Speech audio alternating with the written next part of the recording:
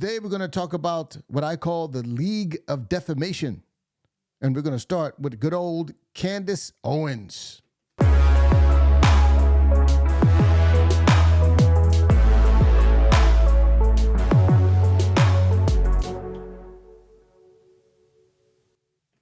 Hello, good people. It is Todd Shannon, data scientist, social commentator, getter of buckets. And I've got a new phrase. I call it, or a new organization, I call it the League of Defamation. Kind of like the Justice League, except for they defame. And mostly they defame Israel. Now, I want to say this just right off the bat, okay? There's something called the Anti-Defamation League, or the ADL. And they are a cesspool of wokeness and left-wing ideology. And they're supposed to be an organization that defends Jews and, I guess other groups against defamation. Now, I just have to say right off the bat, I completely renounce the Anti-Defamation League. I am not a fan, all right? But in principle, at least, the Anti-Defamation League exists for a good cause, even if they have gone off the rocker. So the Defamation League is basically this. There are people whose effectively almost life's mission has become basically demonizing and slandering and libeling Israel and just basically lying about the things that they're doing or the nature of their founding and so forth and so on. And perhaps no one has been crazier than one Miss Candace Owens. She's completely off her rocker. If you've seen what's going on with her in the most recent news, she's recently been sued by the Macrons, Emmanuel Macron, Brigitte Macron, for basically accusing them of being CIA-controlled, MK-Ultra-style, mind-controlled Manchurian candidate, incestuous, trans relationship. It's bizarre. There are many people who think that she's going to get away with it, but there's smart money and smart people who say she's pretty much cooked because she's gotten too big for her britches, a little bit over her skis. She is too clever by half, and she doesn't really have the humility to know when to pull back just a bit. But for some people, this is kind of, new to them, and they don't understand that Candace Owens has kind of been on this trajectory for a long time, but it didn't start with the Macrons. It didn't start with, obsessions with French diplomats, but rather where she really started to go off the rocker was when she started to attack Israel. And I wanted to kind of read through a couple of things here because Dennis Prager, who I think has done the most brilliant job of really just completely ripping Candace Owens and her libelous and slanderous claims to shreds, right? With facts and logic and actual historical proof, because Dennis Prager is a historian. He's not new to this. He's been doing this for a long time. He's probably old enough to be Candace's grandfather, to be quite honest, at least her dad for sure. So he's not new to it, right? He's not new to it. He is true to it, as they say. But before I read that, I thought I would start with something I think that's a little bit humorous, because there's a fella that I appreciate. His name is Ami Kozak, and Ami is a Jewish, he's a comedian. He does these good impressions, and he does this hilarious kind of this thing where he basically does updates in the style of Candace Owens, and he just recently did something where he says Candace Owens exposes Hulk Hogan, and so I want to have a quick look at that because I think it's pretty hilarious. All right, you guys, this week, another mysterious death, mysterious passing away. Hulk Hogan, the famous wrestler, the family is claiming it was complications from a surgery. We don't know that yet. That has not been verified. But we wanted to look further into the story of Hulk Hogan. Who was he? What a lot of people don't know is that Hulk Hogan was originally born Hulk Hoganstein. You guys, I will let you figure out the origins of that name. Why wouldn't they want to tell us? Why wouldn't they want to tell us that? Why would he change his name? Why would he do that? Was born to a, not going to say it, Zionist family. Potentially, we don't want to say it. For those of you who watched WrestleMania in the 90s, when I was a kid, you would notice that Hulk Hoganstein would very often tear his shirt. Anybody know where that comes from? If you dig deeper, come to find out, there's a group of people, we're not allowed to say who when they lose a loved one at the funeral, they ritualistically tear their shirt. Can't say which people do this, but if you've ever been to a Jewish funeral, especially an ultra-Orthodox or Orthodox funeral, they tear their shirts. You guys, I don't know why you would do that. It's just a waste of time and supplies. Call it a cult-like ritual. I don't know. We're not allowed to ask. You guys, this is certainly bizarre, and some would say satanic, but now Hulk Hoganstein was a member of the WWF. Later on, changed to the WWE. I know a lot of people think this is the World Wrestling Federation, but what about the WWE? What about the E? If you replace the E in WWF, you get WEF. Hello? World Economic Forum. Now, a lot of people don't know this, but the head of the WWF in the 90s was a man by the name of Vince McMahon. And Vince McMahon had an accountant named Moshe Bernstein, who also happened to be Jewish and contributed a great deal to Israel. You guys, I said it. Okay, Vince McMahon had an accountant who was a Zionist Jew who visited Israel numerous times and gave money to Israel to carry out the disgusting policies they're doing today. They think we're stupid. They think we're stupid. You guys, they think we're stupid. Hulk Hoganstein was known for certain phrases like, "What you gonna do when Hunkomania runs wild around you?" All right, so that's pretty much, you get the point, right?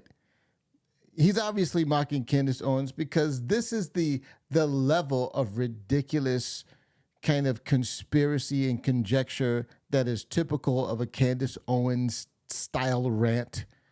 To be quite honest, it's so absurd, but it's not far off from her level of analysis and logic. All of this is completely ridiculous and absurd and just filled with innuendo and complete unwarranted leaps in logic. When we say that Candace Owens is kind of a shallow thinker, I mean just that. She's a shallow thinker. So now I'm going to go to this letter that Dennis Prager wrote, kind of eviscerating some of her points. Now, I'm not going to read all of this. Some of this is, more interesting than not, and you have to know a little bit of history.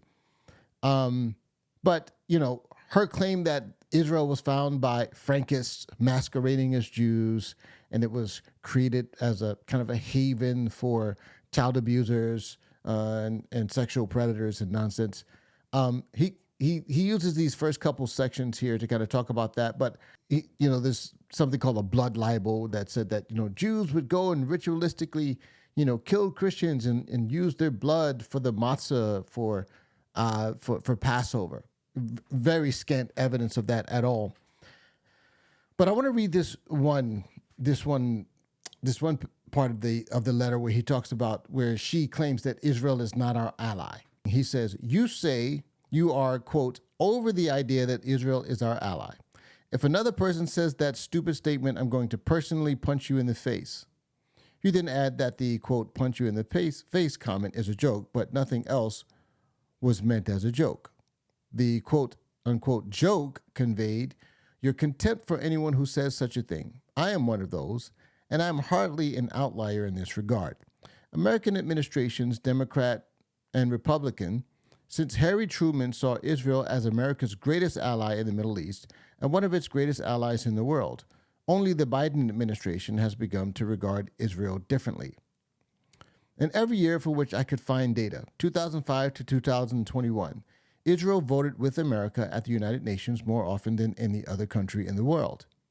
And no country has supplied the U.S. with more intelligence or as much arms innovation as has Israel. Now, this is important, so listen. I'll cite an example from 1986. The New York Times quoted retired Air Force Intelligence Chief General George F. Keegan as praising Israeli assistance in discovering Soviet Air Force capabilities, new weapons, electronics, and jamming devices. I could not have procured the intelligence with 5 CIAs. The ability of the U.S. Air Force in particular and the Army in general to defend whatever position it has in NATO owes more to the Israeli intelligence input than it does to any other single source of intelligence, be it satellite reconnaissance, be it technology intercept, or what have you. The Iron Dome has become a critical part of the U.S. Army's defense system. It is produced in America, but its technology was invented in Israel. Bill Gates, whom I do not like, but who knows the tech industry, said in 2006 that the, quote, innovation going on in Israel is critical to the future of the technology business. Mike Huckabee, another conservative Christian who supports Israel, in your view, if I understand you correctly, foolishly and counter to Christian values, wrote in the conservative Washington Examiner, modern Israel has given us the mobile phone, the drip irrigation system, the USB thumb drive, many of the most effective cancer-killing drugs in use, voicemail, video on demand, and cherry tomatoes. America's relationship with Israel is not merely organizational, it's organic. Israel is a mirror image of America in its commitment to religious liberty, education, women's rights, free speech, democratic governance, and free market capitalism. Women have equal access to education and workplace opportunities. While a Jewish state, Israel also protects all religious shrines and provides Christians, Muslims, and Jews universal access to all religious sites. How many churches or synagogues are equally protected by the Syrians or Iranians? So I just want to kind of unpack some of this because I don't think we understand how important Israel has been to basically developing a lot of the technology that gives the United States their military edge. Our competitive edge and our competitive excellence that makes us the most powerful military in the world, maybe even in the history of the world, much of our technology is developed in Israel. And so the fact that they share that technology with us, that they develop many of the things that we have, drip irrigation, for example, was a breakthrough. And first of all, it allowed Israel which was effectively almost much of it was an uninhabitable desert or a barren land, and they turned it to one of the great agricultural producers in the world. And so that technology we were able to take advantage of as well. Obviously, people in Israel are high-performing people, but they are our ally. And so when people like Candace Owens make absurd and ridiculous comments like, if someone says that stupid comment that Israel is our ally one more time, I'm going to punch them in the face, she is just displaying her breathtaking ignorance. And this is just pretty typical of what people like Candace Owens like to do. I don't know where she's developed this kind of mind virus of Jew hatred, but it's become a thing that she can't really get rid of. And I've talked at length, obviously, in a previous video on kind of Candace's kind of rise in her, what I called her, well, maybe not her rise, her descent into madness, and just her complete insistence that Jews were, the state of Israel was started by, some sort of satanic Frankish cult. Israel is an ally of the United States, and the United States is an ally of Israel. And if you note, all you have to do is think about, even if you just think about it from the standpoint of a common enemy, radical Islam, radical jihadists, they have two goals. One is to destroy America, and two is to destroy Israel, and not necessarily in that order, right? They'd be happy. They call us the great Satan. They call Israel the little Satan. They'll be happy to take either one of us down. And by the providence of God, they haven't been able to do that. And God willing, they will never be able to do that.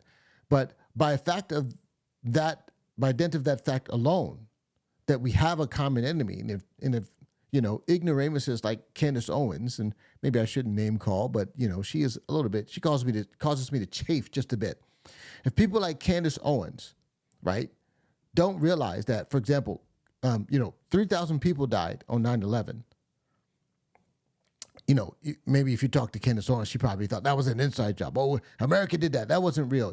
She's big on the conspiracy theories. But whatever she thinks, radical Islam, radical jihadists, they are a threat to every Western nation, and in America in particular, because we are the standard bearer and we are the biggest guy, the biggest kid on the block. So if they can take us down, they can take anyone down. But there again, by God's providence, they will never do that. So this is just part one of my entry into what I call the League of Defamation. We'll talk more about Candace Owens, and we'll start to talk more about a little bit about Tucker Carlson and Dave Smith, which Dave Smith not nearly as famous and as notable as the other two, but every bit as obnoxious. So let me know what you think. If you found this information helpful, leave a comment, a like, and a share. And if you're new to the channel, go ahead and subscribe. Go ahead and hit that button right now and get more of this good stuff here. Till next time, my friends, I will see you later, and God bless you.